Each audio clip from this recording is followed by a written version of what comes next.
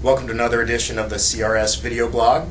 In the past several issues, you've got to see some of the guys from the dev team and let them talk about how they create new features for the game. Hope that gave you some insight into the stuff that goes on here in the offices. I'd like to thank Doc, Toto, and Ramp for doing those video blogs for you guys, and I'm sure they're looking forward to doing some more.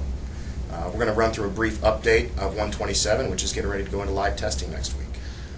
The infantry feature for 127 is going to be mortars. You've seen all about those. Probably a couple things that you haven't got to see so far is, well, A, how cool it is to shoot a giant smoke screen with them. But the other cool thing that's going on there that might not have been mentioned before is the oversupply that we're going to allow for mortars and other deployed weapons like light machine guns. Basically, this allows infantry players as riflemen to come by and drop off their ammo pack to you, and you can stockpile ammo. And that ammo can get really high. You could be sitting there with 100 mortar rounds. So as long as you don't move too far, you'll have all that stockpile and can get to continue to fire. That supply mechanism leads us right into our next big feature, which is resupply vehicles. This is something we've wanted to add a long time to the game.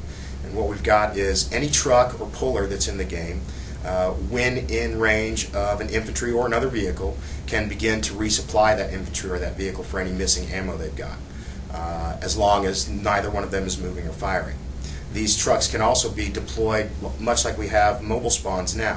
When you exit the game world and you're in one of these trucks, if you're in the right spot, it asks you if you want to leave this vehicle in the world, then it'll show up on everybody's map and players can then go to that vehicle and get fully resupplied. So that's been a long time coming, and it's turned out to be a really cool feature. The other things we've got going on, TOEs, of course, finally made it into beta, and as of yesterday are fully ready for testing. Resupply works, everything. The core feature there is that as you move your brigade around, your supply moves with you, and so does your resupply. It also allows for brigades to coexist in the same town, so you could have, say, a British and a French Army brigade existing in the same town, spawning from any facilities. They don't really care what the facility ownerships are. It kind of moves the game more towards an Axis versus Allied type of map, and we'll probably see some changes to the map to reflect that with CP ownerships. Last feature that's really big is the planes. 3 new airplanes coming in, and these are kind of a middle tier.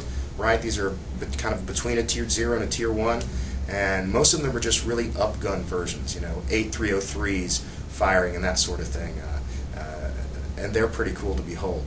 They will be fun to fly, and we look forward to get your guys' feedback on those when we go into open testing next week.